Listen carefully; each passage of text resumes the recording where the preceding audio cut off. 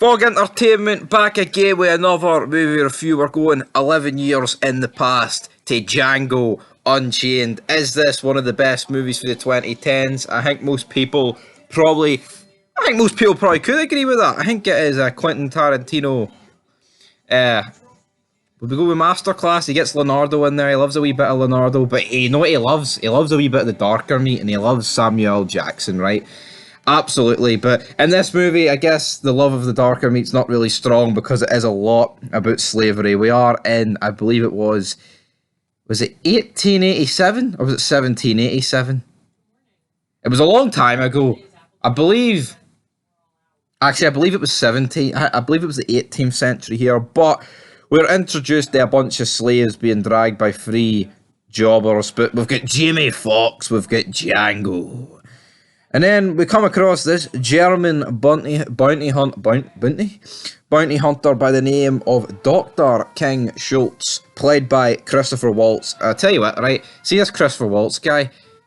He has to be one of the most underrated actors of all time. The guy is quality, no two ways about it. He's unreal. Anything I've seen him in, he's like the main event of it.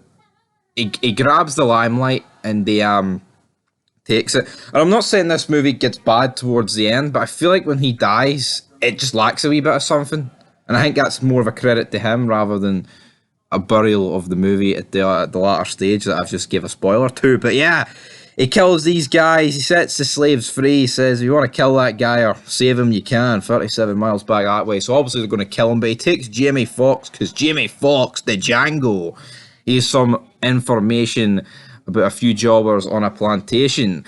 Wee rhyme in there. If you like it, you like it. And what I thought interesting about this is we actually don't get Samuel L. Jackson or Leonardo DiCaprio for a long bit, but we get Dr. King Schultz and the Django. He's basically training him up for like the first hour of the movie. We see them going through the mountains. We go to Big Daddy's plantation. He kills three of that crew there. We see that Schultz is a very good shot. He can shoot people from distance. He can talk his way to anything. He shoots the guy at not the sheriff guy, whatever he was called, the town leader. But as good as he is, it's like when he whips out the bounty and says, "Oh, you can't kill me because that would be attacking a member of the government," blah blah blah. But that shit can only work so many times because it just takes one person to be trigger happy out of that entire town, and he would have got killed. Especially the fact he's with a black guy in these times, man. The numbers drastically go against you. But the meat is set. They're going to go to the sugar. What's it? The sugar canes? Candyland. That's it. Candyland. We're going to Leonardo DiCaprio's house. Did you say about the three brothers? Yeah. I've already mentioned that. Yeah, good boy indeed. Good boy. The Django. Good boy. And then as they're making their way to Candyland, we come across this black man in a tree. Which is, they're called, what are they called? Mandingos or whatever? Mandingos, so yeah. Mandingos are the people that fight. Yeah, they fight, right. So they fight, and basically he's up a tree, can't be arsed. He's done free. He's got a free and zero record. And then Schultz showing his wee sensitive side here. He wants to buy him, but he's like... Reimburse him, buy him, fix the problems that he caused. But then Django's like, no, fuck this guy. We don't need to do this. And then DiCaprio's like, I don't need him. And then he gets eaten alive by dogs. Schultz is like the only guy showing a bit of emotion because he's probably like the least racist person there. Yeah. The guy actually says Schultz shows a bit more heart to the black man than the Django does. 100%. Because I think this movie shows that Django comes a bit white. Yeah. Is he the first true African American of his kind? Wink, wink, nudge, nudge. But then we get to Candyland. He sees his wife, she's in the hot box. She meets with Schultz because they both speak German. German speakers. We think that Schultz is going to get it on. We don't think that, but she thinks that. And who's behind door number one? It's Django. The Django. Imagine Django walked in and Schultz is pumping his wife. Stop it. That would have been completely messed up. Then we get the dinner scene. Basically, right, I want to buy one of your Mandingo's son. I want to buy, what was his name? Eskimo Joe. 12 grand, which is a shit ton of money, like, even though they never intended to do it. It's Eskimo Joe. Eskimo. That's what I said. It's not Eskimo Joe. Eskimo E something. No, it was Eskimo Joe. Absolutely, it was Eskimo Joe. I'm betting my top rocker, and it was Eskimo Joe. Okay. Right, so it's Eskimo Joe. And I like the character of Samuel Jackson. He's like the oldest black guy in the room, but he's also the whitest guy in the room. I thought their positioning, like leveling, was really good because he was at the table, but he was standing.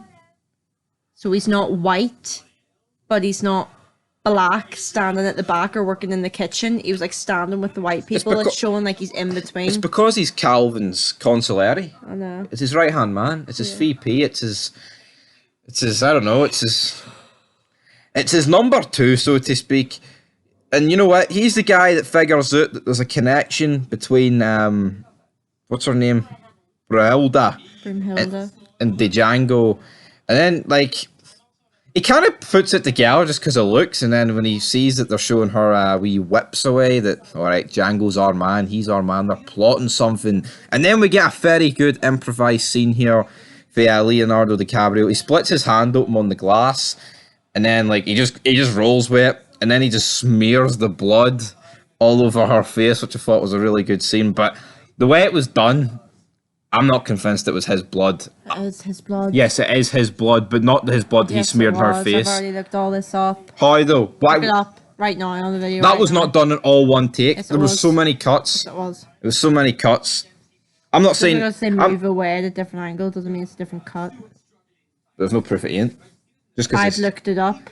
Quentin Tarantino with his wee weird eyes has confirmed this, Amy. Yep. You willing to bet your top rocker on that? 20/20 vision, thank you. Aye, it cost you $3,500. It did. Didn't Worth cost it. me hee haw. Aye, Cost me you the can see fuck all. cost me the power of Wikipedia. Sexy. Aye, I'm sure. Scooby Doo. See now. Oh, you're gonna treat me like one of those boys. Anyway, Jamie Foxx and Christoph, they're humped here. But this is what I don't get, right?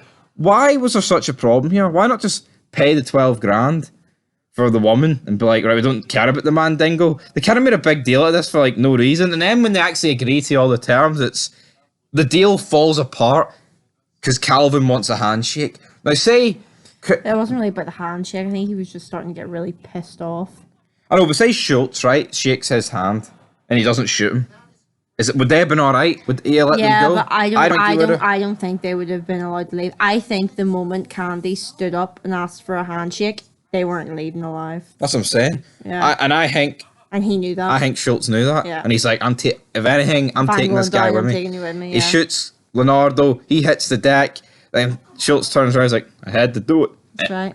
And then Sorry, I couldn't resist. I couldn't resist my little German accent. I love his gun popping out of his sleeve all the time. Such an iconic. Brilliant. We also had the original Django in this. I say Django, even though it's silent. I know. I know. This guy was in Die Hard too. If you know, you know. Then we get like a really great shootout where there's just blood spraying everywhere. The Django doesn't get shot, but everybody he's underneath gets shot, which I thought was pretty funny. But eventually he has to surrender, and his wife gets captured. He gets tortured, and then Samuel Jackson's like, "You're gonna be sledgehammer until you die." Can I also say I love the music in this movie? It's brilliant. Yeah, when they're together, the music's like kind of older, classy, but still like such a tune. But when he's starting to get more independent and badass, it starts to get more hip, and I'm just like, oh, I love it. 300 years out of date, but I liked it. I liked it too. I think it fit well. It did fit well, and then he basically talks Quentin Tarantino and these two Aussies into like, aye, let's go get the bounty. And I'm all for these guys getting the bounty because back then that was a lot of money. Yeah. But surely they should have been like, right, we'll go with you, but you're not getting a gun. Yeah, that would have been the smart thing to do. But I think, like you said, they were just blinded by the greed. Give me the loot. Give me the loot. Give me the loot. And then the Django kills them. And then he's like, right, black men, time to go. Hand me that dynamite. And then they were like, there's hope for the black man. Yes. He saves his wife. Smile was like, yeah. He goes back and he kills Stephen. He blows up the entire house. And then, yeah, she goes flying. He blows up the entire Candyland estate and he rides off with his wife. And I'm like, that was a good. I like the bit where they had the horse counting with his hooves as well. It was a bit like lighthearted because the movie's quite serious the whole time. Yeah, like, yeah. Yeah. And more struck. That was the whitest voice ever. Gangster. No, but it didn't actually. I'm not saying it wasn't a serious movie, but it does strike me more as Evan Inglorious Bastards type, where it is just like a dark Same comedy. director, yeah. Yeah, but anyway, guys, style. I thoroughly enjoyed this movie. I'm going to give it an 8.5 out of 10. Amazing. I'm glad you enjoyed it. What are you going to give? I'm going to give it 9. If I've one criticism, I didn't like the fact Schultz died. I feel like it did go a wee didn't bit like it downhill either. after that. I didn't But I like feel like he needed to die. Yeah. And also, did it need to be 3 hours? I think maybe you could have... Was it 3 hours? Yeah, well, 2 hours 45. I think you could have maybe took about half an hour off it. Yeah. I do like the bit at the end where he's wearing Candy's clothes as well. And also, it's very weird that Leonardo DiCaprio wasn't like the main attraction. Normally when he's in a movie, he's top man. Yeah. He was like the fifth man. Yeah. I'd even say Samuel L. Jackson felt a bit more. Yeah. Even though he was... Acting was amazing. it was amazing, guys. So what are you giving it? A 9. So an 8.75 out of 10? Yep. I like it. I like it it. too, Scooby-Doo. But until next time, peace.